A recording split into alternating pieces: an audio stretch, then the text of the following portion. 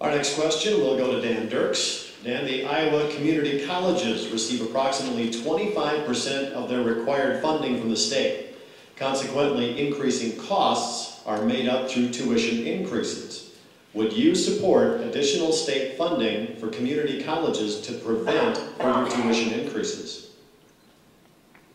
I'm currently a recipient of a good situation. My two oldest sons are enrolled here at Carroll High, and they are taking a DMAT course, a building trades course, which I believe costs them very little. I would have to have access to all the numbers that are available, 25% reimbursement and 75% by the student. I believe that when a student pays for their education, they're going to appreciate it a lot more. And I would not want to answer that question until I would have access to the numbers. And you have to remember that as a legislator in Des Moines, we have a whole host of individuals at our access to provide us with information so that we can make decisions based on appropriate information.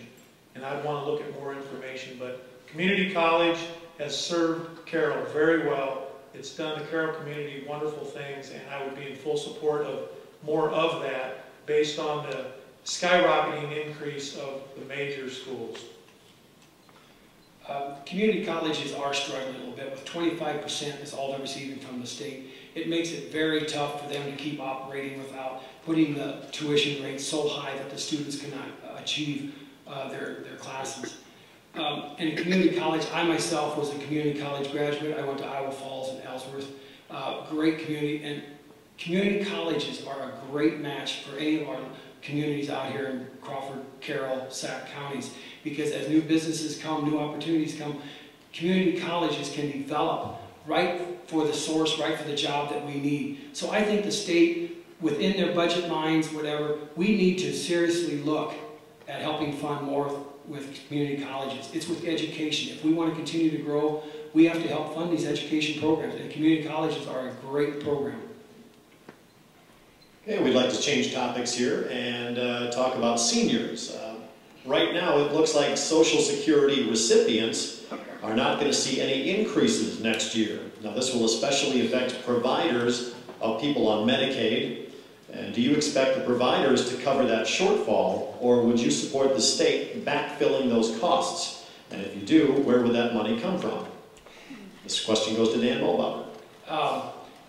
Our senior citizens are a very important society, a very important part of our society, and we need to really take care of our senior citizens. We cannot keep boosting their costs because they are on fixed, limited incomes. So as a state side, we have to be very cautious. We have to look into this and make sure we can do all that we can. But without all the numbers, without all the information on what they want to do at the State House, you know, I would have to gather more information totally. But we really need to protect and watch out for our senior citizens. They are an important part of our society. I would want to have more information, like I've said on the other ones. What you have to remember about Social Security was it was originally designed to be a supplement income. It was never intended that it was going to be your sole source of income for your retirement. And you have to also recognize that as a nation and as a state, we've got 53% of the population pulling 47% of the people that are in the wagon. At some point, the people pulling the wagon are going to have to ask some of the people in the wagon to get out. Now, I'm going to try very hard to never get in that wagon.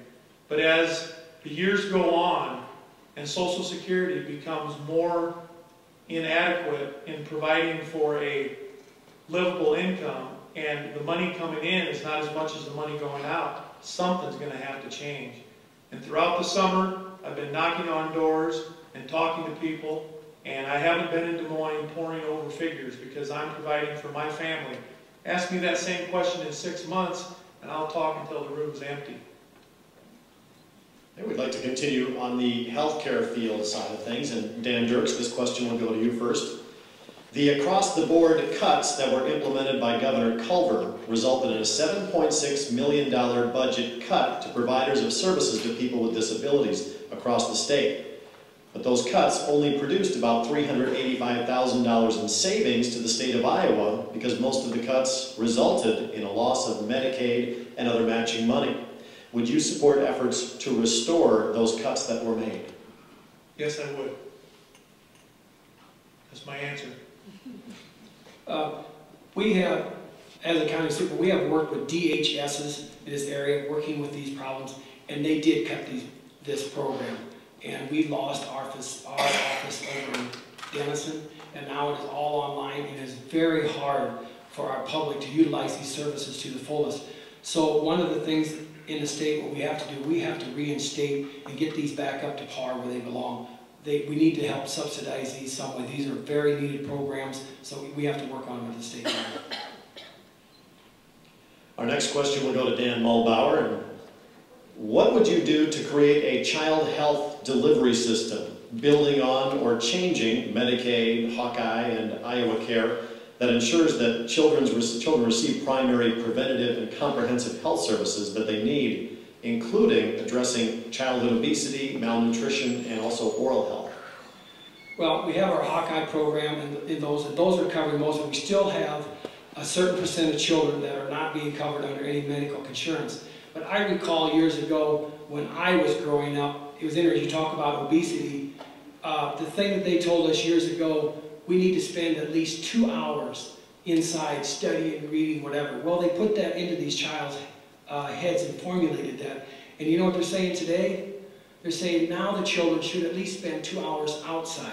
So as a young age, it really influences our children what we're doing. They need to get out, get more exercise, and get moving.